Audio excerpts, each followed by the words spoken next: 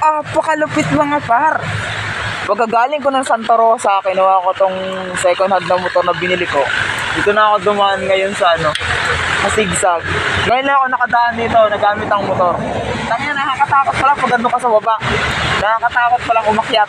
Dahil yung partingin ang dulas. Grabe. And ngayon, pauwi na ako. Ikikwento ko sana yung pagpunta ko sa Santa Rosa at pag-travel ko ng motor na to.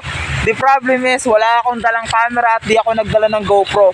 Kaya naman, tamang maikling video lang, short video lang, tamang isang picture lang o isang captured lang na nandito ako gamit yung sariling biling motor ko na hindi ko hiningi sa magulang ko. Apakalupit, apakabilis ng pera. Gagawa ko lang ng video about money can't buy happiness, but money can provide happiness. If you don't have a money, hindi mo magagawa yung mga bagay na gusto mo. Hindi ka makakapag-travel. Kaya naman yung pera ay kayang bilhin yung kasiyahan mo. Dahil pag nabibili mo yung mga bagay na gusto mo, unang-una napapasaya mo yung sarili mo, nagagawa mo yung mga bagay na gusto mo, at may napapasaya ka rin na ibang tao. Real talk yan mga par. Totoo lang. Napakalupit. Ngayon lang ako nakadaan talaga dito totally. Ngayon lang ako nakadaan nakasakay sa motor. Kahit ito, lagi na nadaan ako ito nakaban. So hindi ko rin masyado nakikita yung ganda niya.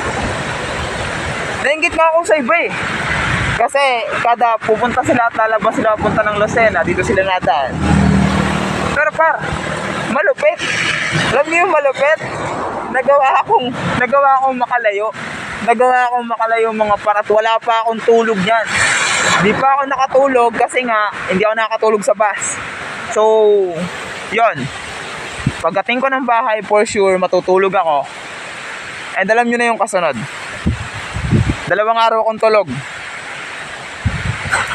2 araw akong tulog. Kaya nag-enjoy naman ako dito sa trip na to. Napakalayo nung naabot ko mga par. At napakalayo pa nung uuwian ko mga par. Yun lang.